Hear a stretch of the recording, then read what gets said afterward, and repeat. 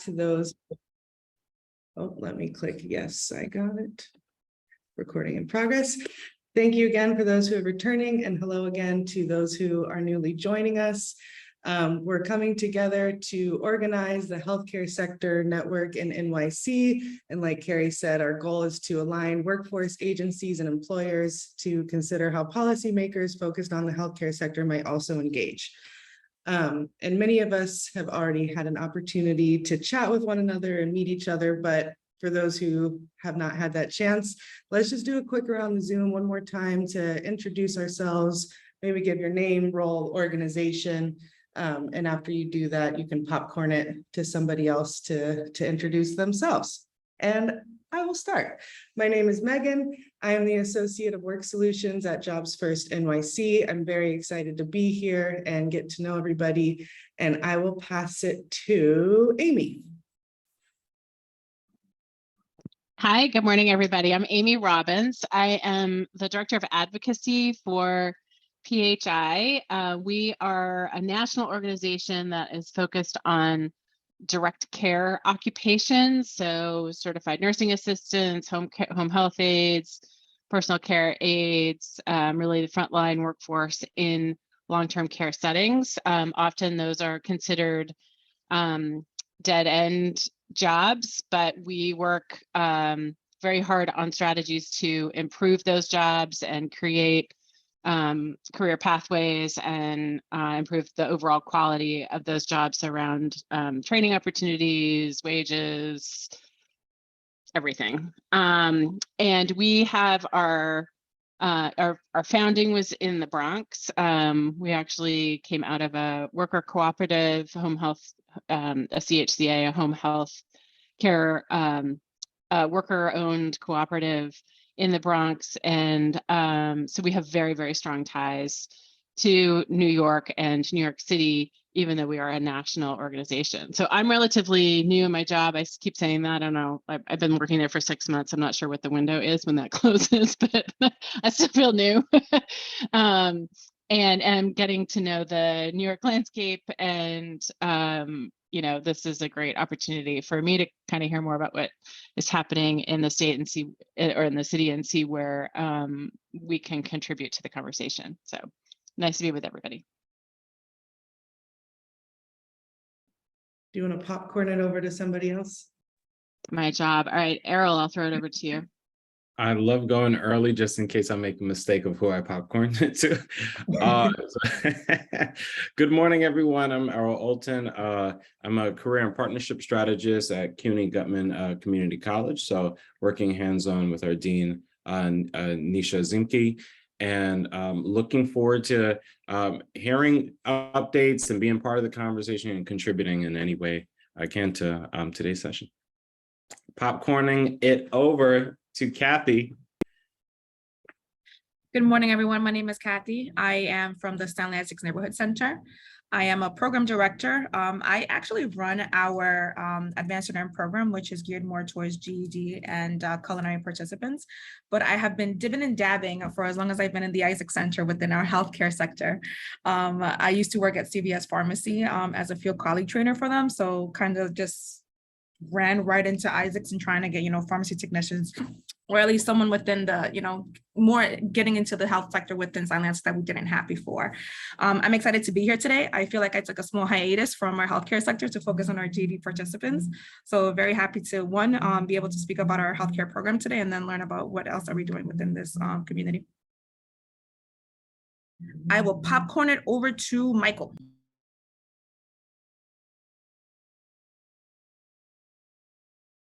Oh, you're muted, Michael.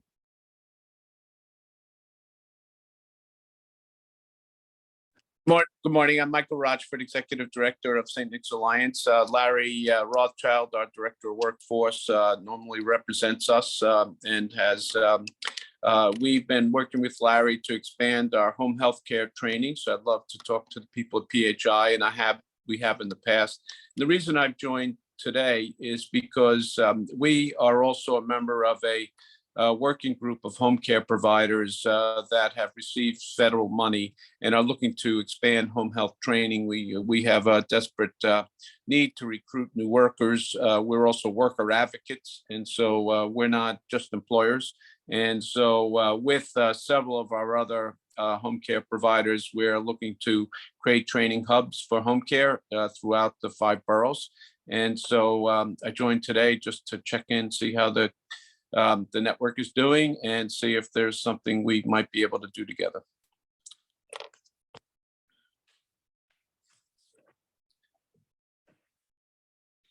I'll hand it off to Larry Rothschild, our Director of Workforce Development. Larry? Thanks, Mike. As Mike said, I'm Larry Rothschild, Director of Workforce Development at St. Nick's, and I work with all of our healthcare trainings. And we're excited to expand what we're doing with home health aid with our home care division. But we've been doing that with young adults, leading to internship and mentorship. And then we've also been we're actually expanding what we're doing with CNA and PCT as part of our Youth Build initiative as our what they call Construction Plus. So we're excited to build on those opportunities and union opportunities and talk more about future opportunities in healthcare today. And I think it's just my team left, right? Carrie. Thanks, Larry. And I'll jump in. Thanks, Larry. Great to see everyone. And I received an email from 2 other partners that they're running late in other meetings, so we should be joined by some other folks shortly. I'm Carrie Fallhaber, Vice President, Jobs First NYC. And it's great to hear what all of you are up to and thinking about. At one of our meetings, I think it was probably one of the first meetings, we had somebody from the 110 Coalition present to you all. And as a reminder for anyone who wasn't there, which might only have been one of you actually, the 110 Coalition is a national coalition of large corporations, many Fortune 500 corporations, with a mission to employ 1 million Black individuals across America in 10 years. They have a few healthcare partners that are part of their network, and 2 specific to New York, including Memorial Sloan Kettering Cancer Center. Jenna, who does a lot of HR stuff over there, also came to one of the healthcare meetings and reported on all of the job openings at Memorial Sloan Kettering now and some prediction for the next 8 years or so because they're growing. We can recirculate that deck. We shared what she presented. That will give you some idea of the jobs they're recruiting for. They definitely fall outside of home health care, but could certainly be an advancement place for people in home health care that are interested in advancing. And 110 is interested in what we're doing and potentially interested in funding this group to collaborate and think about how to be very intentional about developing training for employers' needs. So I just want to, put a pin in that. We're not going to go deep into that right now. I will recirculate what they shared, but good morning and thanks for being here. And there's lots for us to talk about, so I'm excited to have you. And Dave. Thank you. I'll keep it super short. Dave Scott, Manager of Work Solutions. Most of you I've met, so good to see many familiar faces. And I think that's, people Terry joined. joined us and Daniel just joined us. Yes. As Daniel connects to audio, Tara, if you hear us, we're just doing intros. So my name is Tara Gilbert, and I am the Director of Business Development for Strive. Strive is a pretty well-established training initiative in East Harlem, and we have cohorts in health and office administration and construction. Thank you, Tara. Welcome. Daniel, if you're ready for us, we'd love to hear an intro from you as well. I know you're still getting onto audio, I think.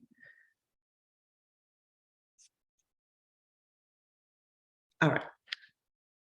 Daniel, when you're with us, we'll jump back we'll jump back in. But let's keep moving forward. Before I pass it back to Carrie, let's just remember some of our norms for working together, both in Zoom and beyond, hopefully in person at some point.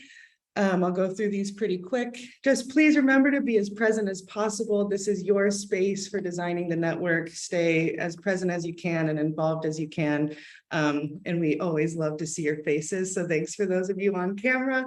And please don't be afraid to ask for what you need. Raise your hand, come off mute, chime in, interrupt me if you need something. And always remember that your honest feedback will make the network better. And we also send out feedback forms, and we use those forms to inform the next meetings that we do. So all that feedback is really valuable to us. Can I get any Zoom reaction, thumbs up, waving your hands if we all agree that this can be a safe space to be candid and open and do some good work together? Thanks for the thumbs up. I like the hearts and the celebration. Thank you. So again, I will say active listening and respecting each other's needs for processing time are encouraged, and we will always make space for questions. So please do not hesitate to speak up if and when you need. And with that, I will pass it back to Carrie. Thanks, Megan. So if somebody could drop in chat a link to our participant agenda, I would appreciate it. So we create an agenda that is also a workspace for you all.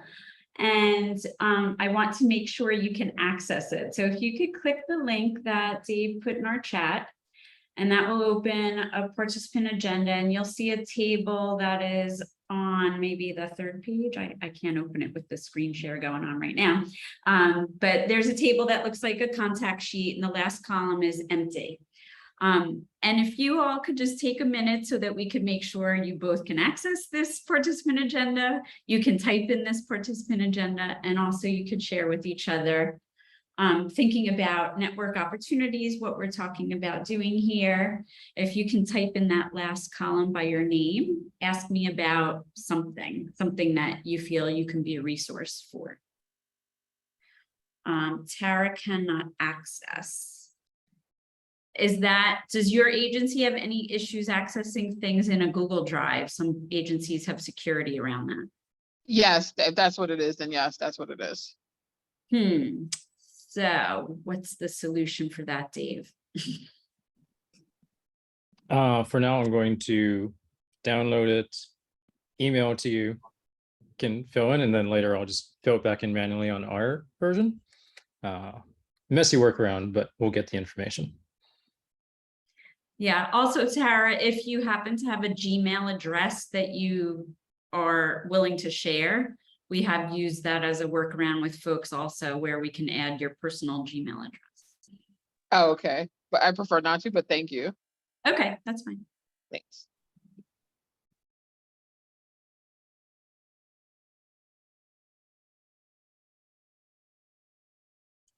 Great. So it sounds like some people can access it. Dave, you will send it to Tara. I'll stop sharing my screen while you all are typing on yours.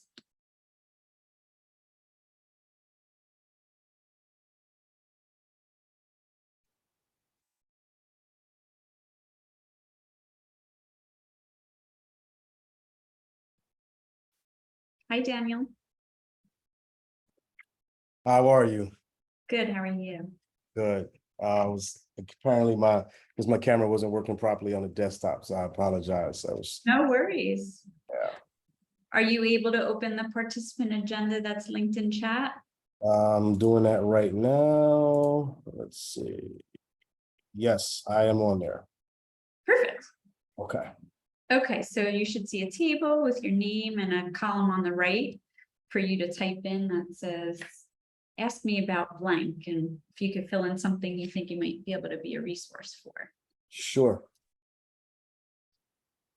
And if folks are done, if you could just give me a thumbs up when you're done.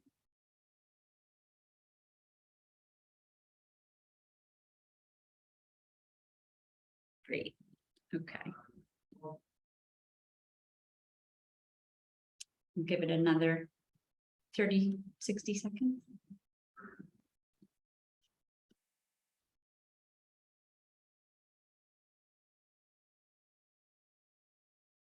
I'll go in and type as well. While some folks are finishing up, does anyone want to share out loud what you're telling people that they could tap into you as a resource for?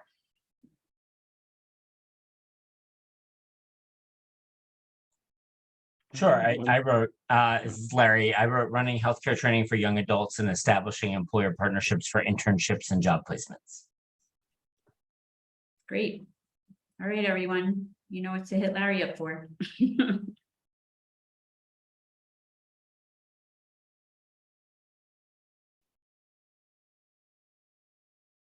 Anyone else?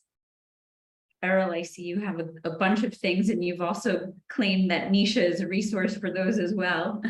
I can't wait to see her when she looks at us like, you merged our columns together. I think one thing that we've looked at is, of course, creating new opportunities for youth when it comes to career and educational pathways. But we've also spent a lot of time looking at ways to engage youth in regards to building early career skills, because the information is, of course, there, but to engage them in the learning process, make it exciting, make it something that, sparks interest is a thing that's ongoing, especially in the pandemic, right? Like I think across many spaces, you've seen youth tap out a little bit from, virtual like Zoom exhaustion and things like that. So we spent a lot of time looking at ways to engage youth and make it relevant to them, especially as the workforce is changing right in front of our face. That's great. That's good to hear. I think it's that's a great resource for this network for sure. And I hope people are thinking about how to connect with each other as you look through this. And thank you for adding lots of things in here. We will create a contact sheet from this to share with you all as well. And sorry, I don't have the agenda open in front of me because I now have the participant agenda, but Megan, I think back to you. Certainly. Is everybody good to go with the participant agenda? It looks like I see typing is pretty much done. So I just want to quickly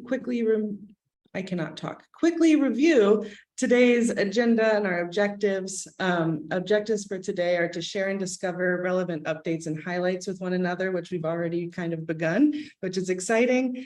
We also want to review, understand, and provide feedback on the partnership development process for building a healthcare sector network. And we want to define barriers and identify opportunities for greater coordination and collaboration, and explore real-time labor market information in New York City's healthcare sector and identify relevance. Next slide, please. Thank you. And just to quickly look back, the reflection from previous meetings on what we can do together as a network.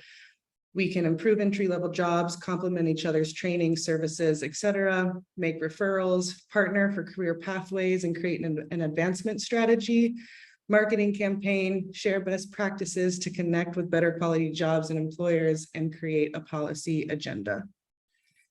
And during the last meeting, we heard from Brian Shelley, a PhD Managing Director of Consulting from Chmura Economics and Analytics, who gave a robust data presentation highlighting labor market insights into the healthcare sector.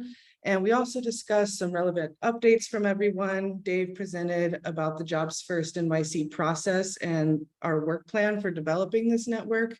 And we also discussed what might be missing from the data we heard about and who is missing from our table as we work together in developing this network. And as always, we welcome everyone to invite a critical partner or sector influencer to enter the conversation and join us as we build and move forward. Does anybody have any questions about what I just quickly went over? Beautiful. I see thumbs up. I see nods. Wonderful. All right, chugging right along. So next, we would like to take a few more moments to leave an open floor for any of you to chime in and share any additional highlights or updates you have regarding your daily work, insights, revelations. We've already kind of begun doing this. We heard a lot about some cool things everybody's doing about the home health aid work, but just a reminder, sharing updates and highlights with one another is a really meaningful habit for us to develop as we collaborate throughout the process of developing the network. This keeps everyone in the loop and up to date with what we're doing, and creating ideas together is critical to developing our meaningful partnership. And so we can celebrate wins, or we can use some of your updates and highlights to inform our future sessions. So I would love to hear from at least 2 more people about a relevant update or highlight that could include healthcare training related news, something you're currently working on or thinking about, any big announcement, or something that came to mind from last session to this session. So please, 2 people, I'd love to hear from you. What's going on? You can come off mute and share if you have anything. I'd be happy to share. Thanks. PHI has been working for the past 3 years with Michigan, New Mexico, and North Carolina on a initiative we call Essential Jobs, Essential Care, and it's really focused on improving direct care occupations in those states by creating coalitions, identifying policy opportunities. It looks a little different in each state, just depending on what the opportunities were. But we are coming to the end of our initial grant to work with those states. But we're using our learnings from that experience to apply to new states, including New York, which we are planning on launching this fall, kind of under a similar model. So I think it presents an opportunity for us to really capture some of the innovative training and other sorry, I should back up. So the initiative has 3 kind of focus areas. One is compensation. We all know that these jobs are low pay jobs typically. And so one of our focus areas is really to improve the compensation beyond just wages, but to include benefits as well.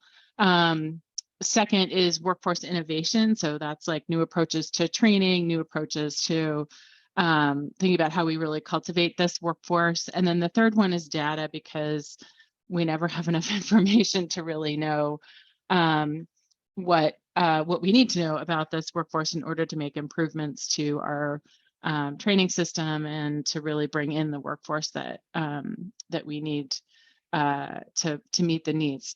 So I'm really excited that we're going to be in a position to launch this in New York. I think there's a good tie-in with this group. I think one of the things I think about a lot is like that the demand for these jobs is just off the charts, right? And so we really have to think about new ways to recruit folks into these occupations. So it's definitely a job quality set of issues, but it's also thinking about where else can we attract new workers aside from sort of our standard female middle-aged of color workforce. And so I think this is a great place to be talking to you all about what the opportunities might be to interest youth in these occupations, and to create them the career pathways that we would want to have for them and other direct care workers already working in the field. So that's on the horizon, but something that we're really excited about, and we'll be able to report back on that going forward. Awesome. Thank you so much for sharing. That sounds really robust and exciting. And it reminds me of something somebody brought up last session, of where they had done a project with a different group, and then they would use that model to inform what they were doing in New York City. And I think, that's a really excellent way to do it. You're like, okay, this is working. How can we adapt it to what we're doing here? So please keep us updated as you get closer to the launch, so we can see how this group can maybe collaborate and contribute to that work. That sounds very exciting. Thank you. Can I get one more update from anybody or a big win?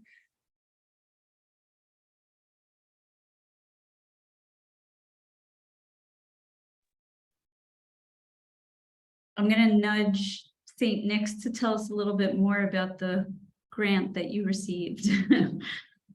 That sounds like you're expanding some training. Mike, did you want to talk about the home care piece more? If you can. Yeah. Well, I can talk a little bit. So our home care division is working on really ramping up training for HHAs, and so I think our plan is to train at least 200 home health aides, and as Mike said, advocate in the space as well for higher wages, and we've been working around that area. So we're expanding our partnership that we already work with our tech training provider to offer more home health aide training, and then also leading into those jobs. So that's exciting. And then also related or separate from that, I mentioned that we already run home health aide training for young adults, and the way we make that a little bit more attractive is we get them directly into internships with St. Nick's Home Care. So we've been doing that. We're continuing to do that. And then we now are also doing CNA, PCT with EKG and phlebotomy for young adults out with a clinical internship component at Woodhull Hospital with St. Nick's Home Care and Assisted Living Division, and then also working with 1199 as well.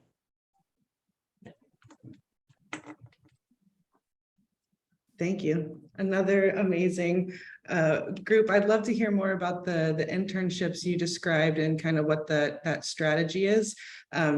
Maybe that's too robust to go into now, but I'd love to pick up on that conversation as we move forward. So I'm going to make a note of that as well. This is all good stuff.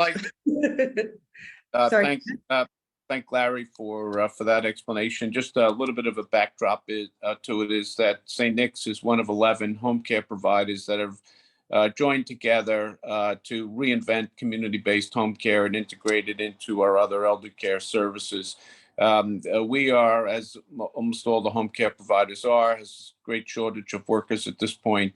And so we together, the 11 groups have individually received American Recovery Plan Act funds.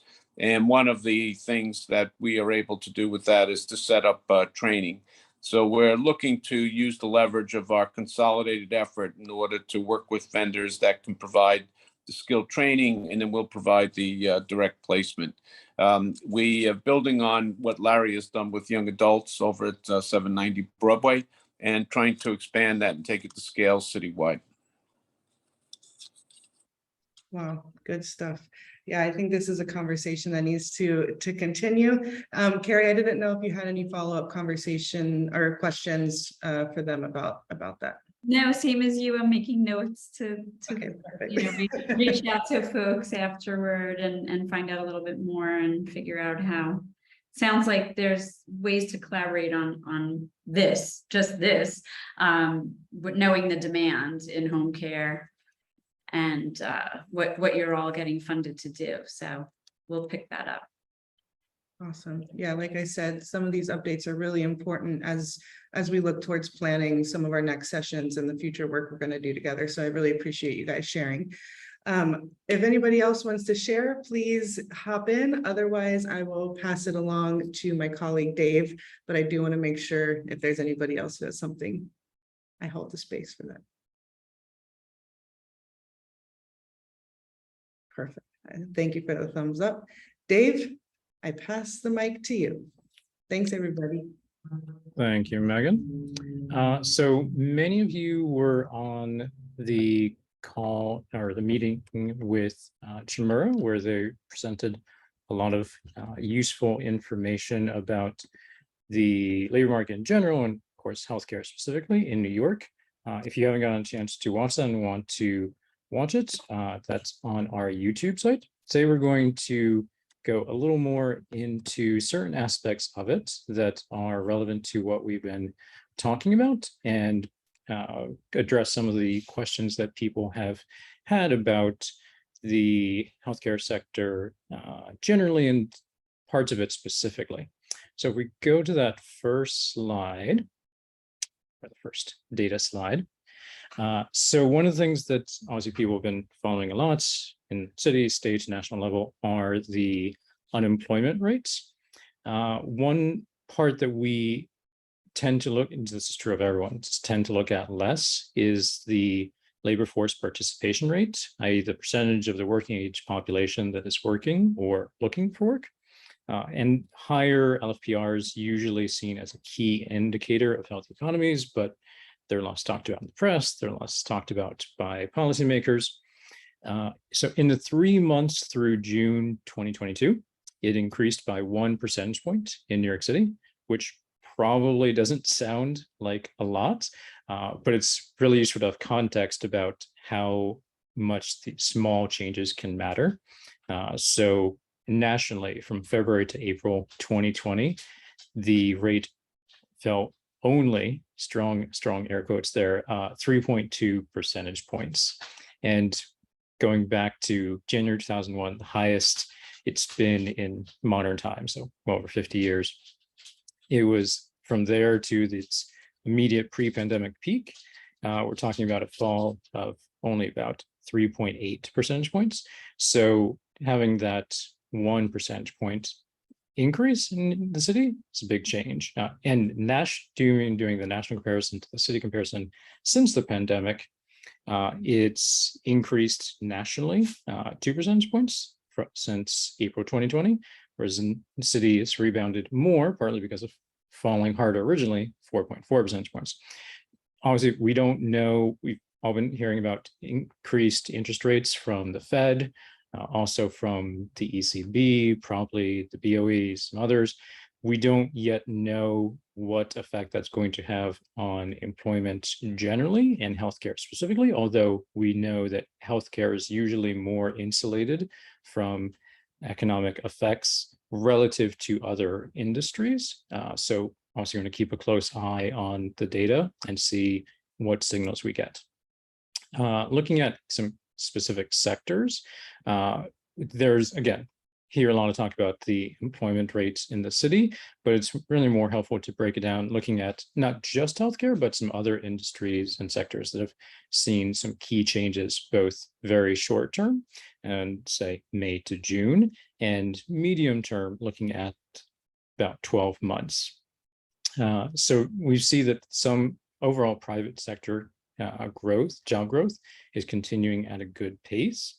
And a number of sectors, including ones that weren't super hard hit by the pandemic directly, hospitality, leisure, transportation. We've seen a number of other sectors that have had significant growth in the more recent term. So for instance, publishing, which is like films and shows and everything except internet publishing, which is its own little category, has seen some very strong growth recently. And we've also seen that in professional services generally. Now, looking at healthcare, fortunately, the very recent data gets bundled in with social assistance, so it's harder to break that down. But just from May to June, healthcare plus social assistance in the city grew 0.6%. So we're continuing to see that fast growth. I don't know if we can get the slides back. I was going to show something else on about growth in the healthcare specifically. Yes, getting them back, it disappeared. So I'm opening it back again. I don't know where, but Sorry, everyone. Technology is fickle. By the way, I'm gonna pause right there because I wanted to see if there are any immediate questions on what I just said before I go on to other sides. I know it can be, with a lot of data, it can be hard to hold on to thoughts. I have a question, Dave. Yeah. So when we talk about the increase in professional services, Mhm. would you say that there's correlation between, and I don't know if this is a category, between that and you have a lot of Gen Z and millennials moving towards entrepreneurism and single member LLCs? Like, would that count under what we mean for like professional services? It's so multiple answers to the question. The very short version answer is I don't know. The very well-educated answer based on having looked at what falls under professional services is that the answer is technically yes, but small enough that it doesn't move the needle much. 'Cause so much is bundled under professional and business services. If you want, I can pull up the Excel charts later and show you and send that to you, and you can see everything that's listed under that. But it covers almost anything that you can imagine that's happening in an office building in the city is sort of just lumped under that. So while it's possible that some of that is falling under what you're describing is falling under that category generally, it's also going to be spread around some other categories, and it's still likely to be small enough these days that it's not moving the needle as much as, say, for instance, businesses bring people back into the office physically, and places that were facing certain constraints during the pandemic, choosing to grow again, which of course is an area where we might see some effects from interest rates as that connects to, for example, financing of mortgages and cars and other things. So I know it's not a very helpful answer to your question, but it's a good question. Helpful, thank you. So looking at growth in healthcare specifically, so forecasts of growth are tricky not only because they're subject to a lot of variables like economic conditions, but also because forecasts of growth don't necessarily tell us how much unmet demand there will be. So if looking at this chart, for instance, you'd think that nursing assistants, or maybe not you in this audience, since you're a very well knowledgeable group about this topic, but people in general might see this and think, oh, nursing assistants are not in high demand. But then looking at the next slide, can see that nursing assistants are actually in huge demand. There's just a large supply deficit of nursing assistants to meet that demand.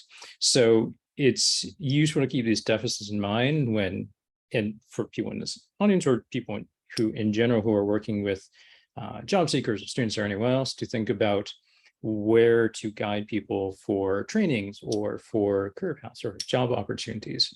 So I always like to look at where the deficits are in addition to where the growth forecast is. So it makes it easier to think about where the challenges and more importantly, the opportunities lie. And on the next slide, this sort of emphasizes the point again. So Chimura pointed this out in June and shows that nursing and residential care employment has been falling in the city for years, starting importantly before the pandemic.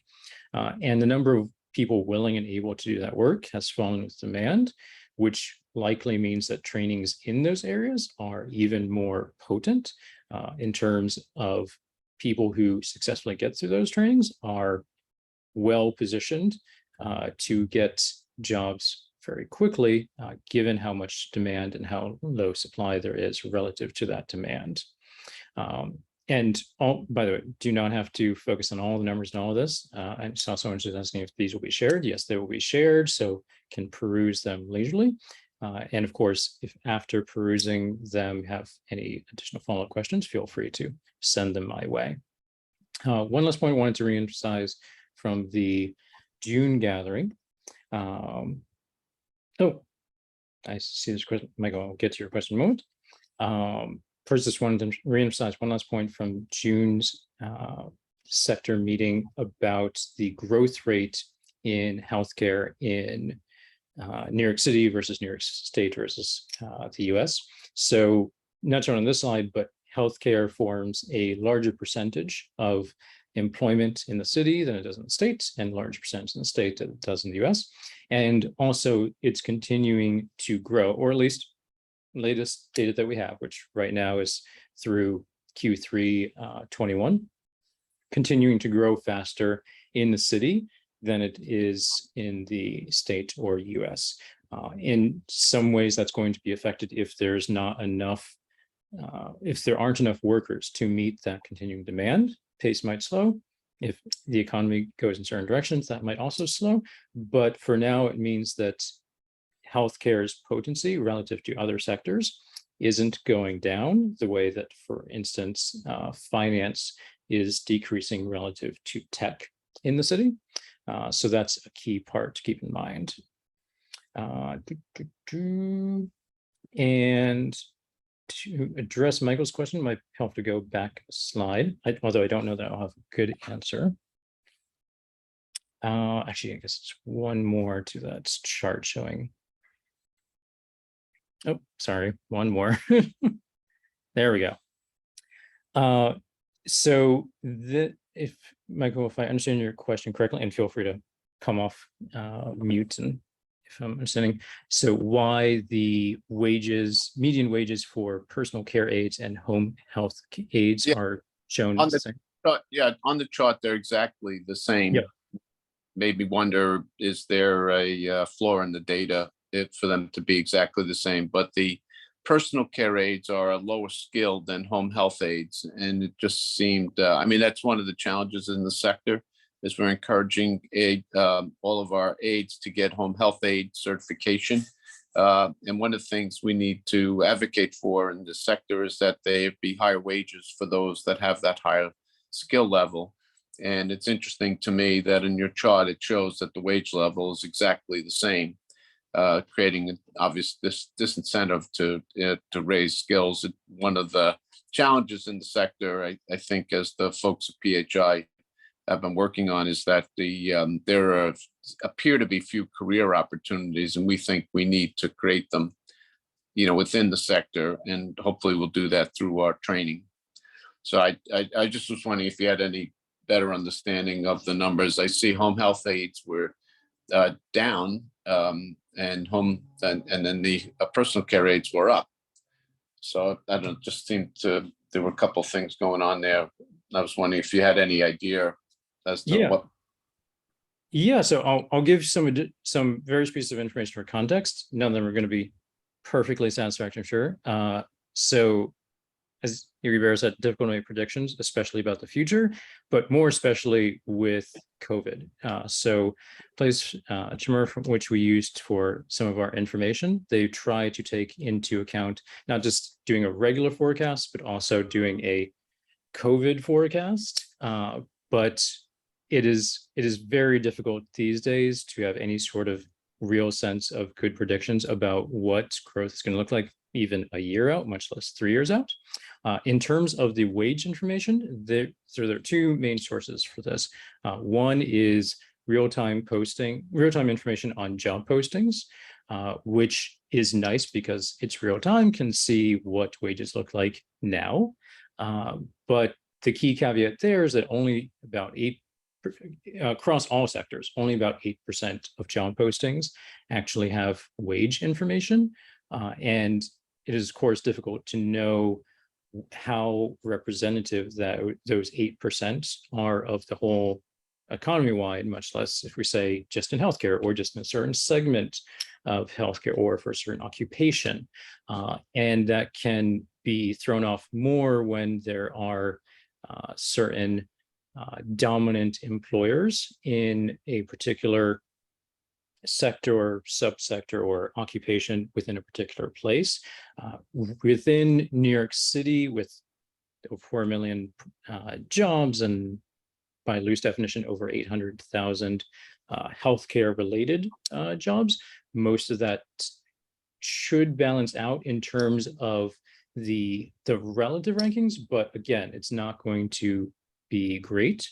The more detailed information that I'd like to see from the Fed in terms of saying, okay, for instance, if you guys checked out the Bureau of Labor Statistics information on wage data, that is great. It's also always very delayed. It's usually about 1 year delay to be able to say, okay, in this sector, by this occupation, the wages were this amount, which in normal times is usually pretty okay to have that kind of delay. These days, having a 1 year delay between wage pressures and inflation is not necessarily going to be useful.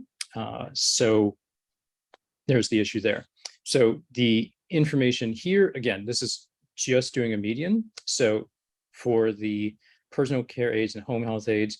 There's also the further complication that in New York State, as in some other places, there are aides who are, I forget the proper term, but they're working through agencies, working through a centralized employer, and there are ones that are not working that model. So besides all the other general challenges of establishing what the average and median wages are, there's that additional complication for, especially for home health workers. Now, for this particular one, I'm not sure why they're both exactly the same. It's probably unsurprising that they're both just above the minimum wage for those occupations, or the current minimum wage. The home health New York State budget calls for, I recall it's a $3 increase over 2 years for home health care workers. But again, this is looking at data that does not take that into account. So yeah, not perfect response. Amy, do you have any? Or Michael, do you have any? Yeah, I appreciate that. I appreciate that. I have just a couple more questions. So on the 3-year employment change, is that looking backwards? So that is looking, yes, if I recall correctly, that is looking backwards, with demand being looking forwards. I don't want to say that was absolutely certain because this is not the usual way that I grab this, but I think that is correct. And more importantly is the demand side, in terms of, I would say for our purposes, the demand side is the more important. So looking forward, these two categories have a hugely disproportional demand growth going forward compared to the other job titles that we have in the chart. Absolutely, yes. And that's fits with everything else that I've seen both recently and pre-pandemic. The New York State Department of Labor, for instance, always puts out these medium to long-term job or occupation forecast charts, which again, pre-pandemic probably were more useful than they are these days, but even pre-pandemic, they're forecasting a very large need for and expected growth in the number of home health care workers. I am hopeful that by the end of this year, between less activity from central banks and, fingers crossed, some stabilization in the COVID numbers, that it will be easier to say with a higher degree of certainty what that forecast is actually going to look like, but we will see. Is the with that level of demand growth, are those numbers projected by the Department of Labor? Is that where these numbers come from? No, so these numbers are actually coming from Chmura. The department, Chmura is faster in updating its forecasts, which is why we use it for these purposes. They take into account interest rates and what is happening with COVID, and what is, they do an adjustment for, okay, if it weren't for COVID, then what would these numbers probably tell us? Because so many of the usual models don't account for pandemic-like shifts in the economy. Now, I can't tell you what their proprietary formula for this is, but when I was looking at this through 2021, can say that they consistently predicted a faster recovery than standard models would. And in fact, in most of those segments, it was a faster recovery than the models had predicted. So in that sense, it is probably better than what, say, the DOI is producing now, but better does not necessarily mean good under these circumstances. And it's perhaps more relevant to think about the relative growth between, say, home healthcare workers and nursing assistants and other groups than it is thinking about the absolute number. And Chmura is a private entity with a proprietary model to make these projections. Is that? Yes. It's basically what they do is get economic data and do analyses. I see. Thank you. It's really helpful. Appreciate it. Yeah. Absolutely. If I can just offer as well, PHI has a workforce data center that may be helpful in answering some of those questions too. Our data is, I think, 2020, and I was just looking. We don't break out the home health aid and the personal care aid for New York, but we may be able to do that as we update the data, hopefully this fall. But we actually show much higher job projections, in part because we incorporate turnover rates, which has been really significant. So it's both the growth in the occupations and the demand for the occupations, but it's also replacement numbers, which, I wish that were not the case, but it seems to be a fact of dealing in this with these occupations.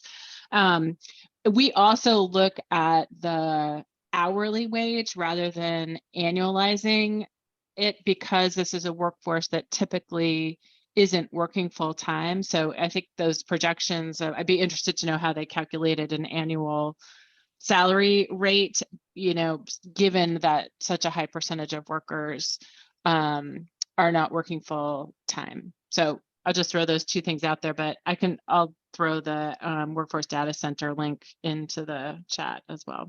I can answer your second question, Amy. So in terms of getting the wages, annual wages, for the ones that are coming from the real-time information on job postings, they're taking, when it gives an hourly wage, they're just converting it to an annualized wage. So to make it easier to do the full comparisons. I'll say more of that in a moment, but I think Michael had something to say. Or someone was about to say something.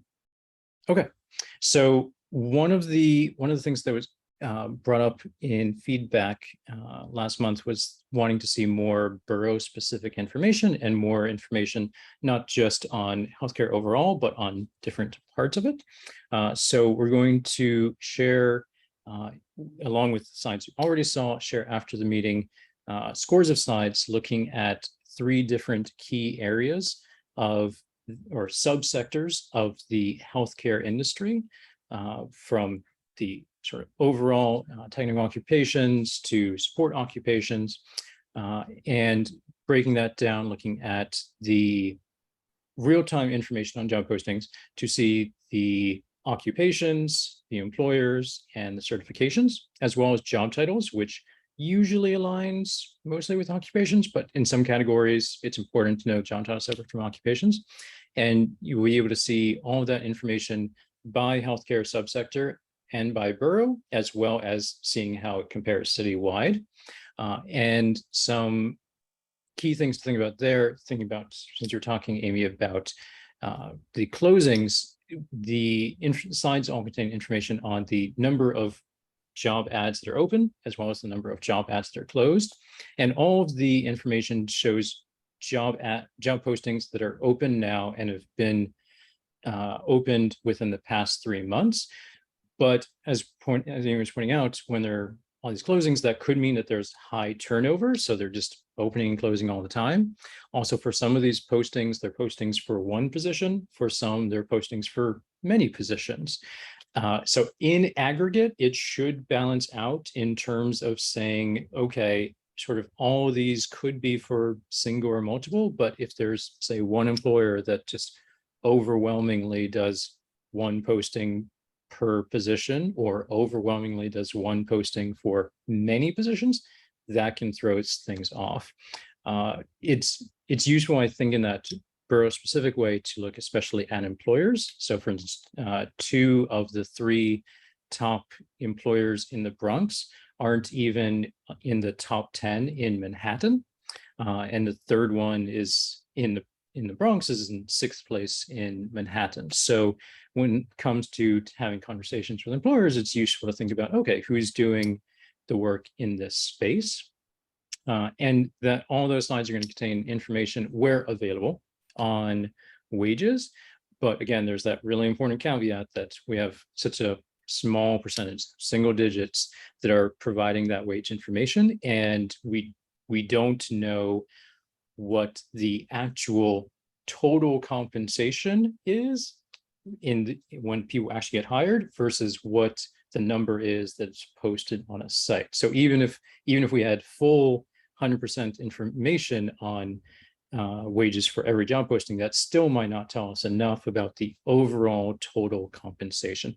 So again, way too much to go through all of that now, and much of that information isn't going to matter to those of you who aren't working in certain boroughs. But once you go through it, let me know what questions you have, and I'm happy to answer anything on that or anything on the other information that we covered. There's also a lot of information relevant to inflation that we could talk about, but gonna skip that for now because along with other factors, tends to generally matter a bit less in terms of healthcare than it does in other segments. So I know that was a lot. If anyone else has key questions, otherwise we'll do a transition. Okay, so for now, gonna hand it over to Kathy from Stanley Isaacs. Thank you. Carrie, do I just start talking? Or will I be led with questions, or I could just go Yeah, ahead? Sorry, Kathy. I was looking for my unmute button because I have the screen share up and I can't see myself. Thanks. Just a little overview for everyone. In the prior meeting, Damien from Stanley Isaacs noted that their last two cohorts had 100% or nearly 100% retention. And so after that meeting, we reached out to Danielle and to Damien and asked about that and said, can you share some highlights about why you think that was? So Kathy joined us today from Stanley Isaacs because she's probably the one doing the work, right? And she's going to tell us a little bit about that. So I will stop sharing the screen and we can listen to Kathy. Yeah, sure. Thank you.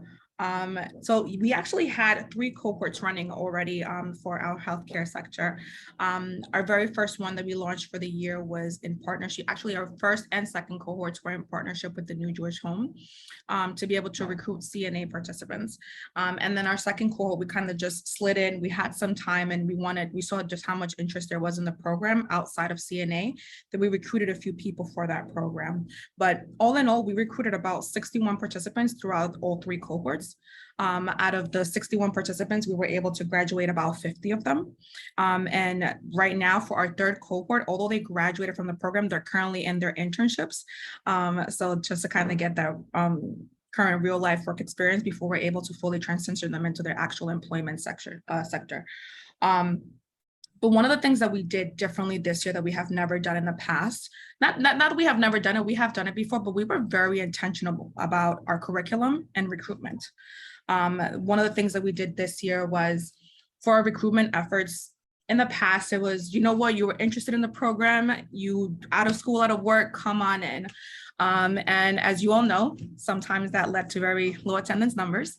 And it literally would just lead to people just dropping out either before the cohort even started, just mid-cohort or anything, or, sometime within the cohort. But we were a little bit more intentional and strict this time around about our candidates. We required all of our candidates from the moment that they came in to not only interview at least on 2 separate occasions.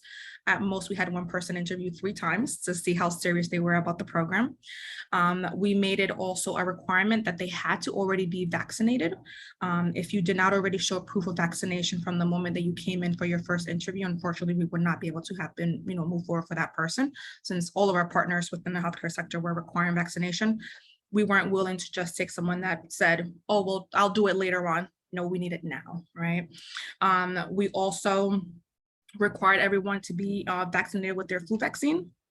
Some of the partners that we had were within Maimonides and Metropolitan Hospital, and we wanted to make sure that when they were ready to go into those internships and then employment, they already had all the vaccinations that were required for these employer partners. So we wanted to make sure we had the perfect candidate with all the things that needed to get done. For some of them, we also did the background checks to kind of help speed up the process, depending on what location they were going in as well. But then aside from recruitment, the biggest piece that we did was revamp our entire curriculum for the time that we spent with those participants. In the past, it was very career readiness focused. We realized that, yes, the participants need career readiness, but it got boring at times. You know, our participants were not really enjoying the work. And yes, miss, I know that I have to know how to talk to people. Yes, miss, I know that I have to code switch, but being able to change our curriculum and cater it a little bit more to certifications and more about self-care, knowing what it was like for our healthcare workers during the pandemic really also helped with those retention numbers. I'm not going to say that we didn't have career readiness, but we just introduced it differently as we were doing their teachings. So some of the things that we did was our very first day, we introduced a video called Power to Heal. I'm not sure if any of you guys have ever heard it. It is on Bullfrog Films. And this basically speaks about the access that Black and Brown and Asian communities had to be able to receive appropriate healthcare or adequate healthcare or even any healthcare at all. And this pretty much helped open up the eyes to all of our participants about the need for them to come into the healthcare system and be able to change some of the inadequacies that happen within the sector, letting them know that you are the change. So we need you to be mindful that whatever you do within these next few weeks for us is going to equal to whatever that change is going to be that you're going to be bringing in. And that from day one, we had so much positive reaction from the participants that it literally set us up for the rest of the week for them. We started introducing more certifications. We did CPR first aid training with them. We did blood pathogen training with them. We did oxygen administration training with them. I'm forgetting one more. I think it was adult and pediatric CPR first aid training as well. And those were very eventful days because they were full days of full on training that they would also look forward to. So you're not just walking out with one certification on something, you're walking out with 4 to 5, depending on what we were doing with them. And that definitely helped, hype everybody up to have to come in and make sure that they didn't miss that day. We also went ahead and partnered with DOH. Not sure if you guys have ever worked with them before. They were fantastic. They provided trainings on grief and loss for the participants, but it was really grief and loss and how to take care of yourself during that time. We also received training with them about effective communication and how to effectively communicate what you need within your job or wherever it is to be able to make sure that, again, you're taking care of yourself. And that self-care piece was very important to us because, again, you're going into healthcare. You're going to have moments where you are either going to want to go into a corner and cry, or you're going to have the most amazing day. And how do you balance those two mediums? So we also introduced healthy eating, excuse me. So we actually had a nutritionist come in and talking about what does that look like. And yeah, you might want to go and it's an easy meal going to the vending machine and getting something to eat, but what are the effects that that's going to have on you and the rest of your day to be able to function properly, right? We also had a small food demo for them to be able to just make something quick at home. And that was also fun because 1, you got free food, but 2, just being able to have someone in front of you and all the utensils that you need to be able to cook a meal outside of home, we thought that was really cool for them.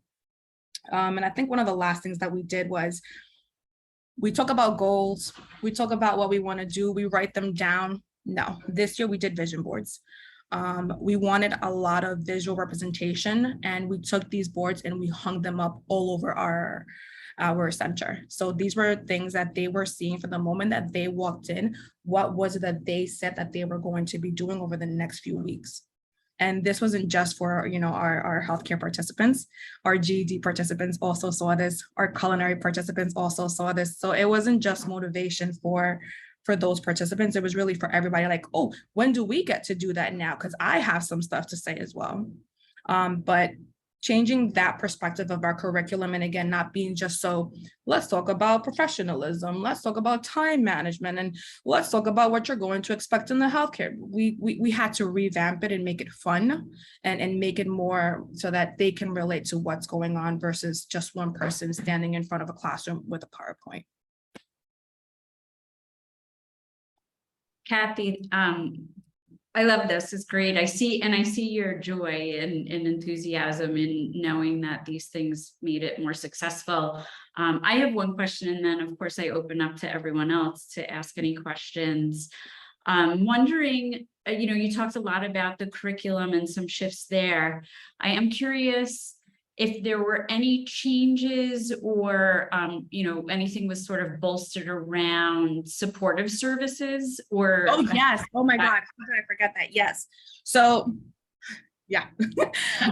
Simply because, so this partnership was done with the New Jewish Home. And when I tell you, we had to revamp our communication in general. I have never, these are my best friends now, put it this way. This is how much we spoke. And what that meant was that the participants were interviewing both with the New Jewish Home and with Isaacs. That's what those 2 interviews were for, right? And then the third one would be if we found someone that we didn't really feel satisfied with your responses or whatever it was, that we would do a third one with you, though that would be done with the directors of the program. But it went from, in the beginning, you meet with the social support team. They also did receive a workshop with the social support team about social, emotional, and how to manage yourself while they were doing their curriculum as well. But the biggest things that we did to also combat the fact that we didn't want to just say, hi, we're doing your assessment. We're going to know what you need. Great. And then we'll see you again 3 weeks later. No. These participants were meeting with our case management team at least at minimum 1 to 2 weeks. 1 to 2 weeks, because we would host a virtual session where it would literally be one of our case managers or one of our interns that we work with Lehman College will literally sit in a Zoom or travel to their location if we were able to, and it would be an open forum. This would be the opportunity for that participant to just come in, meet with someone from social support, discuss what's going on with your training. If you're having a bad day, what does that look like? Whatever the case may be. It would just be for a full 4 or 5 hours of someone just being there for you during their training, during their internship, to make sure that you felt that support. And then our social support team will still reach out on a weekly basis to see how they're doing. We would also travel to their locations to, hey, familiar face, still remember us, we're still here. And then that support also came from the New Jewish Home.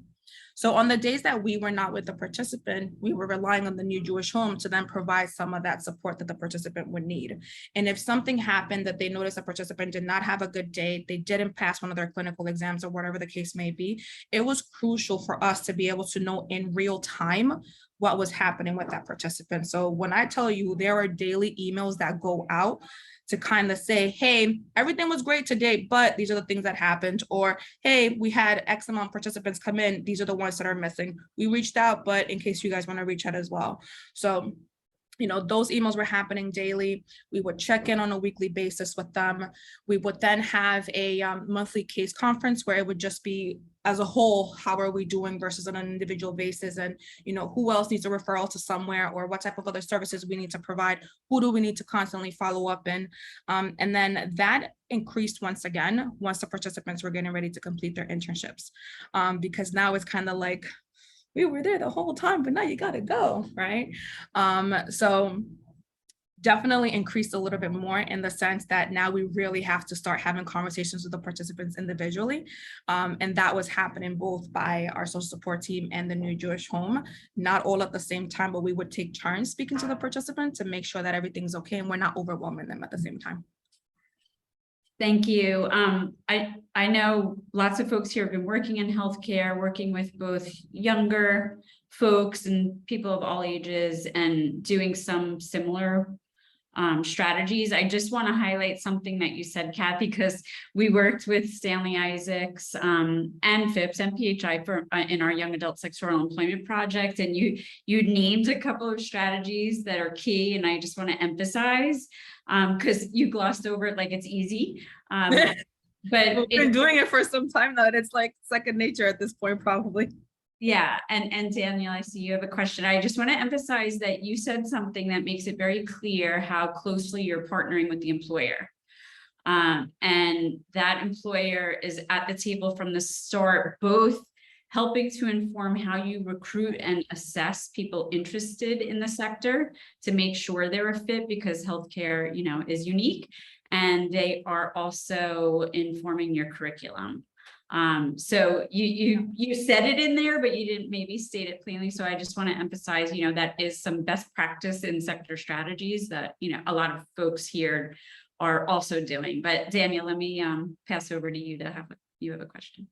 Yeah, sure. Thanks, Kerry. I have a few questions. So I'll preface this by saying I do want to ask some questions that I think might be relevant just to the entire group to be able to get there. But I do think there will probably be an opportunity to have an offline conversation with you, Kathy, because much of what you mentioned and things like that, there's a lot of similarities and synergy in terms of like what we're doing at Phipps in our own respective healthcare program. In all of the things that you mentioned, the first couple of things that I wanted to go over was you had mentioned there was a number of trainings that they're getting, CPR and others. Who is delivering those trainings and how are they being delivered? I love that you're asking me this question, Daniel, because I absolutely love this partner. So, and I can definitely share this information later on with you, Carrie, so you can, when we send out the slides and stuff, everybody has access to it. About 3 or 4 of those trainings are being provided by DOH. So we have a partnership with them where they literally, they love coming to talk to our participants. And we don't just only use them for food handlers for our culinary program. We literally use them also to just come in and have those. It was the grief and loss. It was the art of communication. I'm forgetting what the third one is.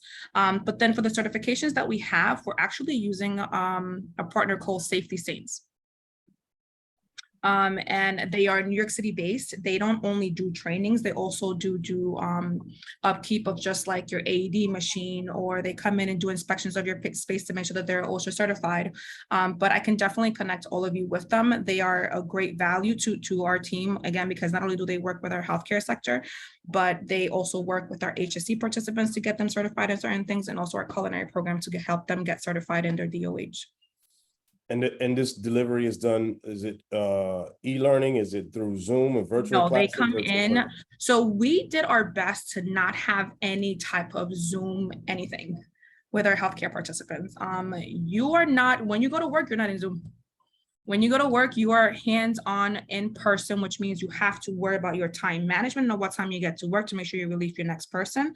And you need to be able to know how to get to your locations, right? So we made sure that everything we did was on site. So Safety Saints was on site with us delivering everything. Got it. And then in terms of the population, what are you just as working age, 18 and up? Is this youth specific that you're dealing with right now? Yeah, so all of our programs, although I was 18 and older, it was 18 to 24, realistically speaking, our participants are all out of school, out of work. Some are literally first-time mothers. Some of them are court involved. Well, not for this one, though, not for our, because then they would have been able to pass their background checks. But, domestic violence, like you can tell that there's some challenges in the background and some barriers that they've had, that's why they came to us and needed the additional assistance.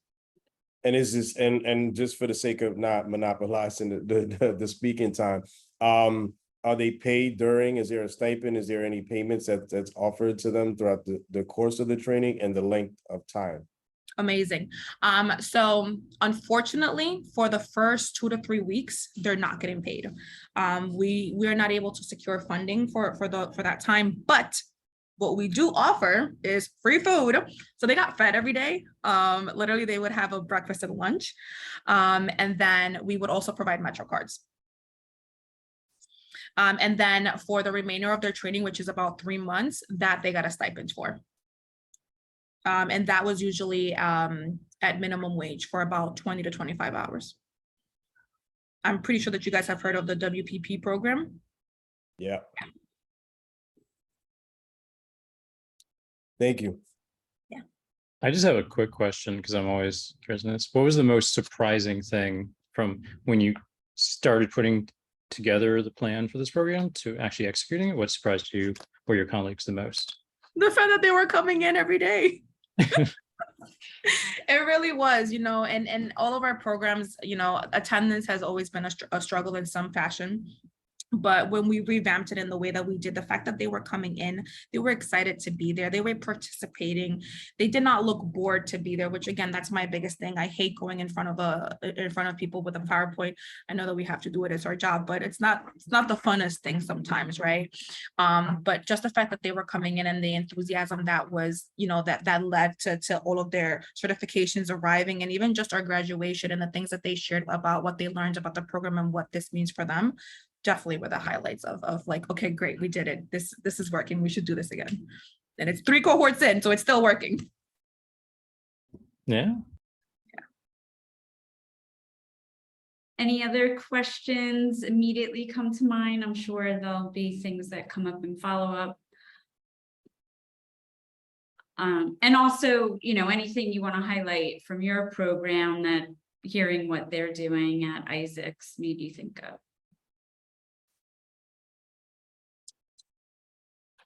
I do want to share. Yes, we're 3 cohorts in, but these participants are still working. Right now we have about, 26 are still employed. About 10 of them, we are currently working to get them employed just because this was our 2nd cohort that just graduated recently. So we're still working with them to get them employed. They didn't go through the New Jewish Home, so they take a different route than the New Jewish Home participants. And we have about 14 that are awaiting to now complete their internships, and then they'll go straight into employment. And those participants are being employed within nursing homes. And the 10 that we're currently working in, these are the participants that they interned at, like I always butcher this name. I hope I don't say it wrong. Maimonides. Close enough, Maimonides, yes. Yeah, so good. They were also interning at Metropolitan Hospital. And then we were able to secure some internships with some of the clinics around our area, the doctor's offices that we have around our area. So these are the ones that we're currently working to then get them fully employed. Excellent. Kathy, thank you. When you get a moment, I put a link in chat asking if that was the documentary you were referring to. If you could just confirm. Yes. Okay. Yep. And again, in feedback forms and follow-up in chat, wherever, we're a small group, feel comfortable, put any questions for Kathy or for us in there. And now I know we didn't take an official break, so if you need water or coffee and want to run for a minute and get that, we have our next section is going to be some group work in the participant agenda, and we need your brain. So if you need water or anything, we'll wait for you. We'll take just a minute. Why don't we say 11:30? 2 minutes.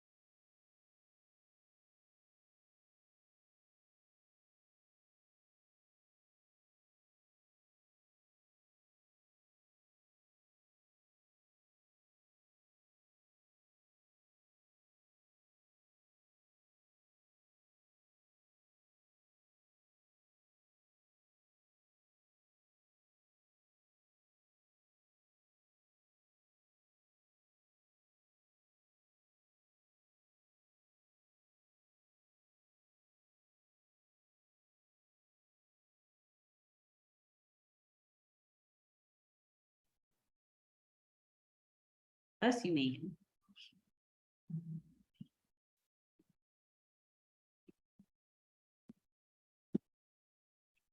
If you are back and listening, I dropped a link in the chat that will take you right to the section of the participant agenda where we will be working in.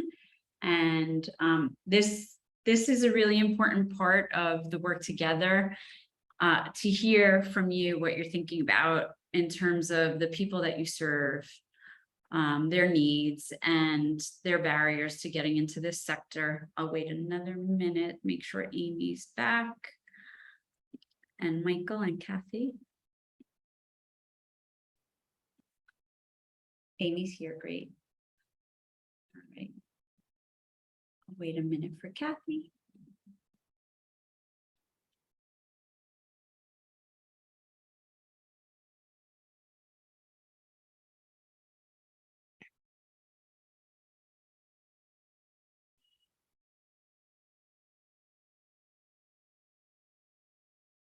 Let me share my screen.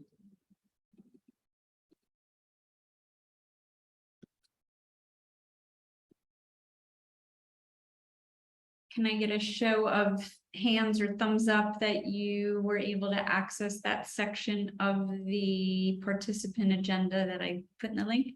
Thanks, Amy. Good, Megan. Thanks, Daniel.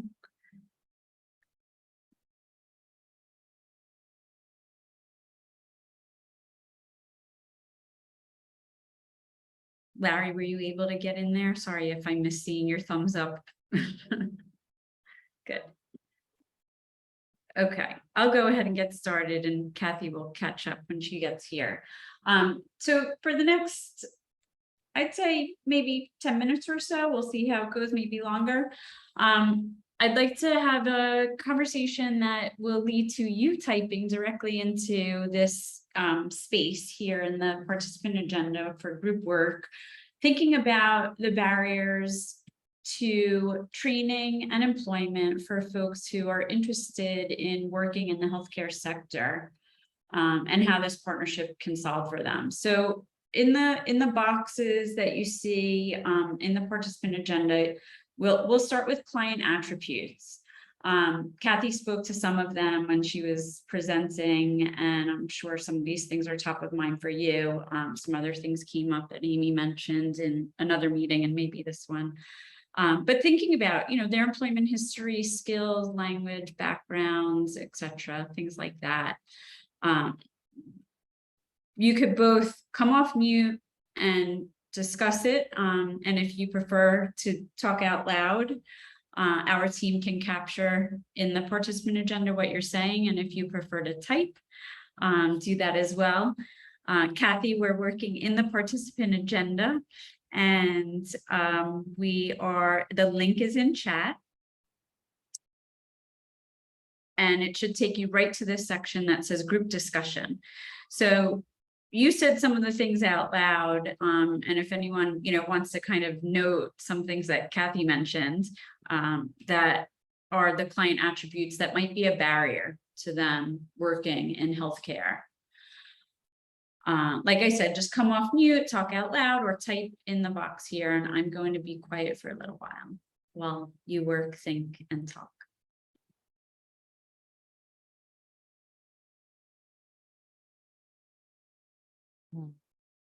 Well, in addition to, I'll start what Kathy was mentioning, and similar to what Stanley Isaacs is doing, at Phipps, we have a similar, process as far as that there is information sessions and there's interviews and intake and assessments that are completed, right? And all of this is ideally done to make sure that we have an understanding of like who's coming into this program, to make sure there's an interest in healthcare and so on and so forth, but also looking at what I consider like the 3 pillars of career readiness, which is making sure there's stability in their housing and their childcare and with their health and in their healthcare with them and their extended family.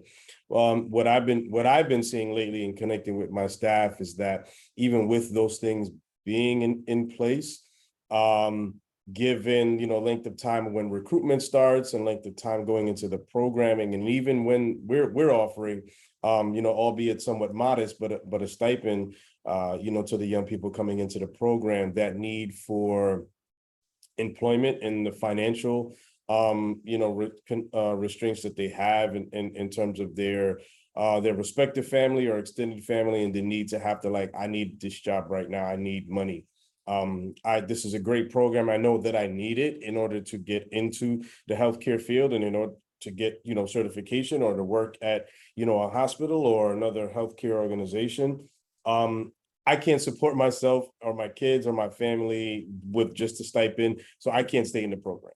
And that's been in increasingly, unfortunately, a trend that we've been seeing here, at least respective to the participants, that we're getting in and around the Bronx and in some of the, other boroughs. Some will come from, either Harlem, Manhattan, and occasionally from, from Queens as well. Thank you, Daniel. I put what you were saying in external factors as opposed to a client attribute, because I think, not being able to afford to be in training without a stipend is more an external factor as opposed to any number of things, a background or they're a language barrier or something like that. So thank you. That's relevant for all of the external factors that get in the way of people participating in even a free training. One thing that I also didn't mention was that one of the things that we had experienced, we were also recruiting, and we've never had as many as we did, at least for these 3 cohorts, are immigration status. We were very fortunate that we have a partnership with Youth Represent to be able to help those participants, but we had a few participants that did not have access to a social security number or even, the employer identification number to be able to just complete an I-9. And that was crucial for their ability to be able to join the program. Mm-hmm.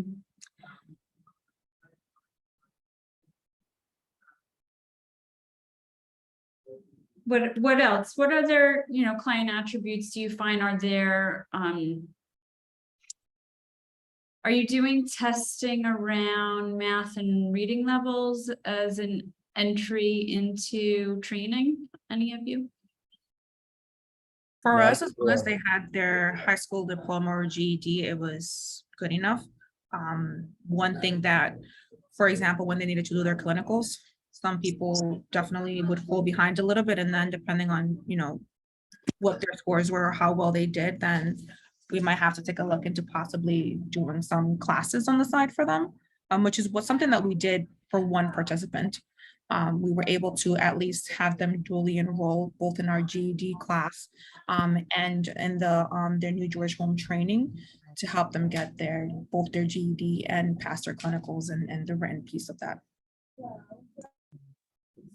And I would say we look at their ability to pass the certification, so math and reading can play in there. We'll look at TABE levels and things like that, and that definitely has had a factor in some trainings.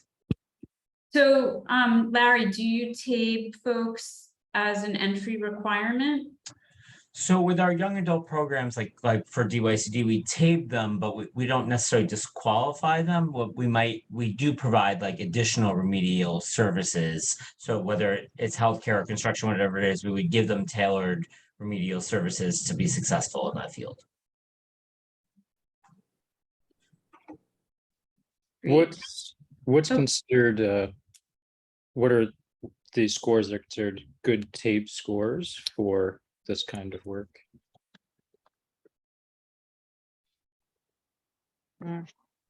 We would do at least a 536, which is about an 8th grade reading level. Yeah, 8 or 9, yeah.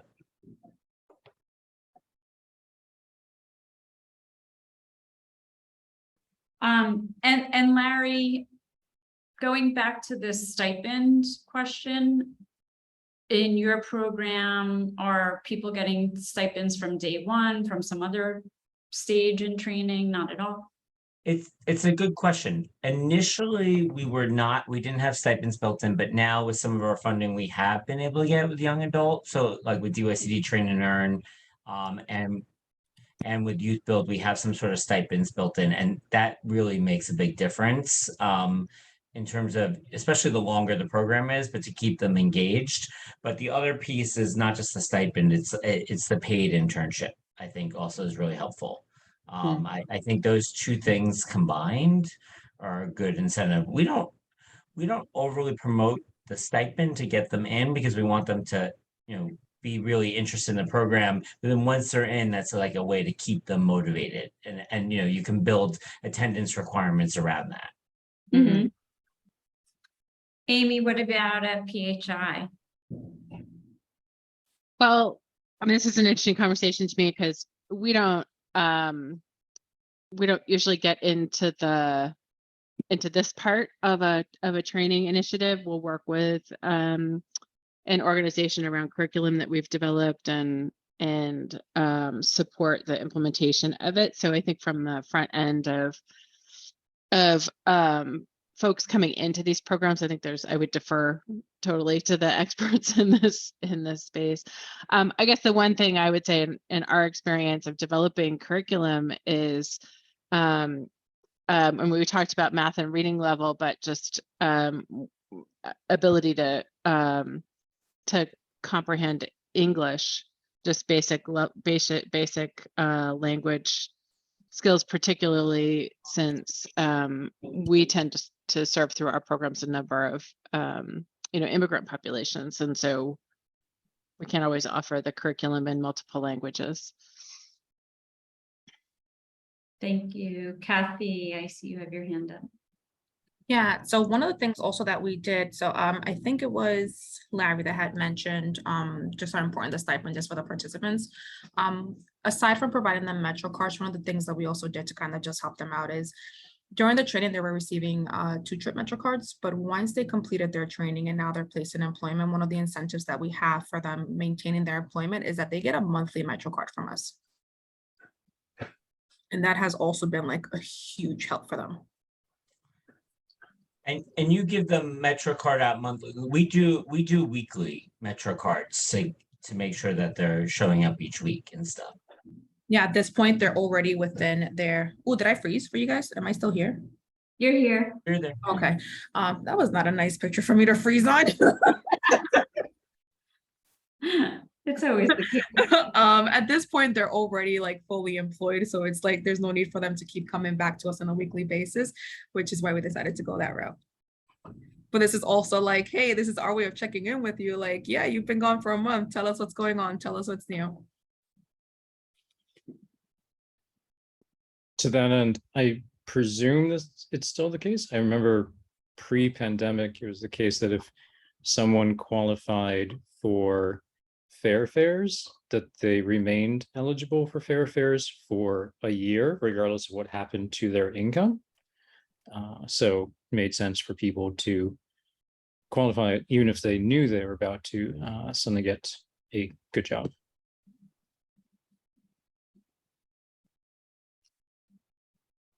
Anything else come to mind that of the people who, walk in your door, are interested in this training and don't qualify, get screened out for some reason?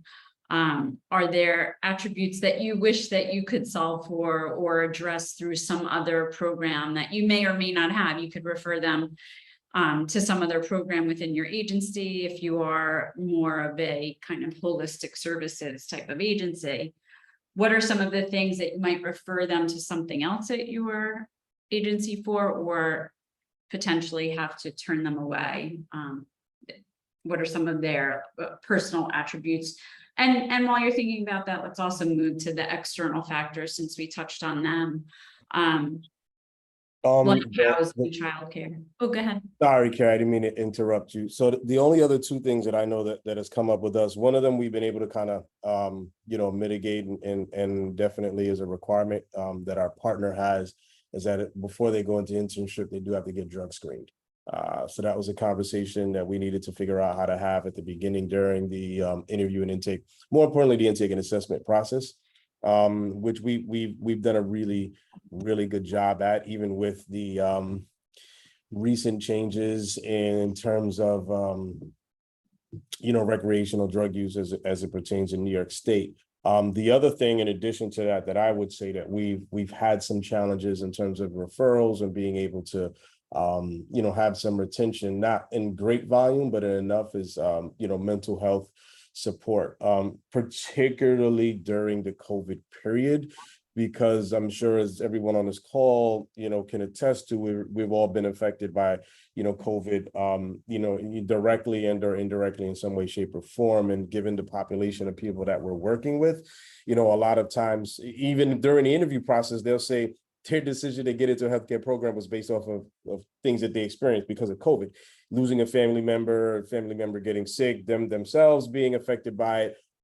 But the other factor that went in is the mental and emotional toll that it took and sometimes does take, and it can affect it's their ability to remain in program and remain in program at a level that's it's going to be required for them to be successful. And we have case managers that are on staff here, but we don't have like formal a social worker or a licensed therapist or anything like that.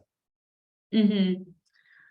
Yeah, so do you partner for mental health services?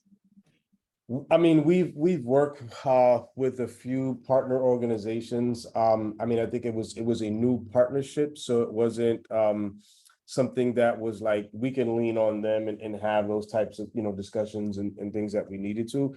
And there was referrals and things that were made. Once a referral was made and things got a little bit gray in terms of like tracking the referral, the services, and making sure that we can re-engage right with that young person. And sometimes we could, and in other instances we may not have been able to. And it's something that we've been looking to figure out how we can intentionally build in to all of the other the supports and services that we're providing. Generally speaking, this is for our healthcare program, but for all of our respective workforce programs. Yeah, makes sense. And not surprising, and it's not something we haven't heard, unfortunately, similar across any sector, right? All right, so client attributes, I think we've got a pretty solid list of things here. This is your document to work into, so if something comes up, this will be really important for the network to be considering. External factors, I think obviously, housing is generally an issue, and it's even worse now with COVID, maybe some other COVID related concerns. I don't know if you're hearing or seeing anything, like people having to care for another family member, which could fall under like a childcare related issue, a mental health related issue, some other supports. Are you hearing housing as an issue for folks too? Or helping people navigate housing issues if you do that at your agency, any of you? Oh, go ahead. Yeah. Sure. Thanks, Larry. I think the biggest one for us is not that yes, we have participants that are homeless, but the amount of money that our participants owe right now in backed up rent is substantial. And we've been trying to find programs to be able to, help them alleviate some of that stress. Even through our organization, we recently just merged with Goddard Riverside, and they had like a COVID relief fund that we were able to tap into and help some participants pay down some of that housing. But that's honestly been the biggest thing that we've noticed so far, just the amount that they owe in backed up payments. And I would just say, like, both housing and childcare are things that we occasionally, are challenges for our participants. They could be living in a shelter or whatever it may be. So we try to support them and connect them with St. Nick's housing as well too.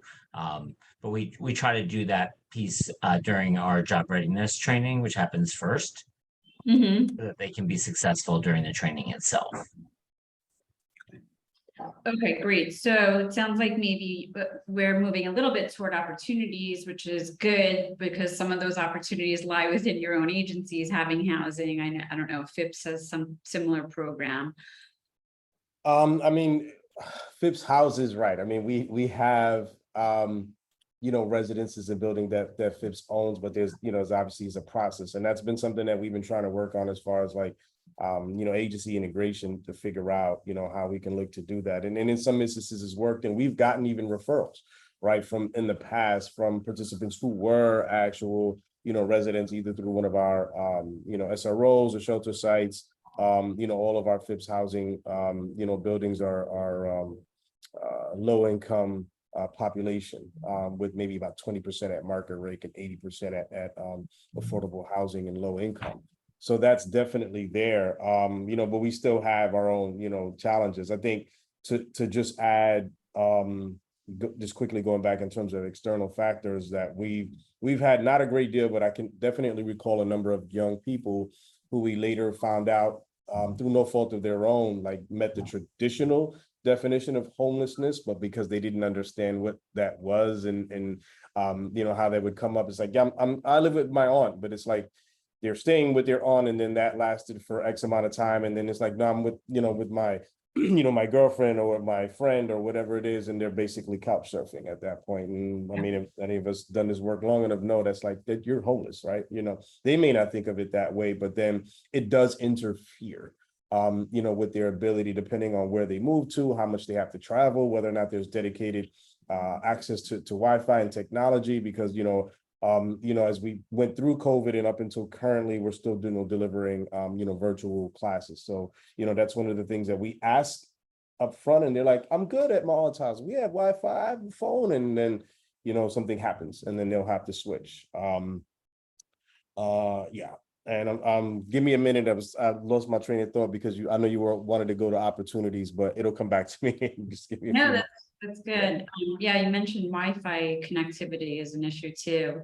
I'm imagining folks see that across the board, but yeah, Amy, I see, yes. Kathy. Ironically, I just signed out of MiFi as we were. Literally, when I had my camera off a few seconds ago, I literally was signing out of MiFi for one of our participants that needed access to internet at home. Yeah, so definitely a common issue for participants and us, right? We're often in meetings and all of a sudden somebody's frozen, Kathy, or our sound cuts out. And so you can imagine, you know, we're paying for good Wi-Fi plans in our offices and in our homes, and not everyone can do that. Errol, I'm seeing you now because my screen is sharing and you're back. Good to see you. If there's anything that you're thinking about, I know, you know, it's probably a little bit different at Gutman, the way you work with students, but if you're seeing barriers that students face in both entering education certification programs at Gutman or, you know, staying in it, succeeding, completing, we'd love to have you add anything in this document. Hopefully you can access it. So yeah, we're coming close to the end of our time, and I before I turn it over to Megan to close us out, I would love to get us started at least on a few opportunities so we end on a positive note in this conversation, and we'll pick it back up. Thinking about, we heard some things from you, right, around new funding. We've talked recently about some new legislation. And we talked about wanting to collectively maybe have some policy recommendations that we could consider pushing forward. And some of you spoke to local solutions that you focus on in the neighborhoods that you operate in. We'd love to hear those stated in a way that you think present opportunities for us to collectively both maybe scale the success of some of what you're doing yourselves, or collaborate, cross-refer, create more opportunities for the people who are interested in working in this sector.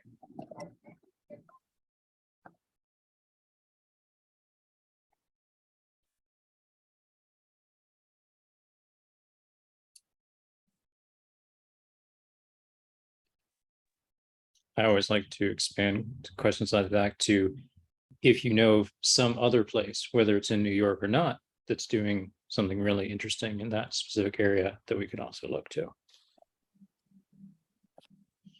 Yeah, I did recently read something that I'll make sure to share out with you all. It popped up on my LinkedIn. I think it was featured by the Aspen Institute, something happening in a healthcare network. So I'll be sure to share that.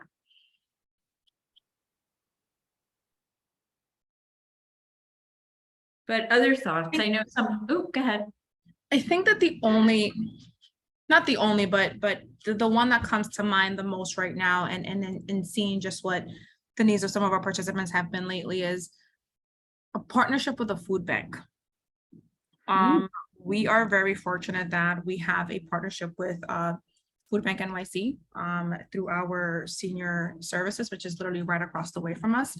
And they have been an integral partner for our participants that have shown food insecurity after they leave the center. So I mentioned earlier that we fed them whole the entire time that they were with us. They had a full breakfast and a full lunch on us. But then, you know, what happens when they go home, and because again, they're not making a stipend with us at that moment in time during the training. What happened was that they didn't have enough money to go food shopping or whatever the case may be. So we were able to get both frozen meals from our Wheels on Meals team here that they were able to, you know, provide access to that. But the food bank was able to also provide a lot of basic necessities that they can use to be able to provide for their families on the days that they were not interning with us or they were not working with us. That's great. Yeah. And if some of you want to think of this as like your wish list, like if in a perfect world, I had a partnership with a mental health provider, someone who could solve for some of the issues that came up in client attributes and external factors. These are all things that in between meetings, you know, Jobs First can start to work on conversations with people in those other spaces and say, you know, there's a network of healthcare training partners coming together that could train and educate more people if these things were addressed. So what is your wish list?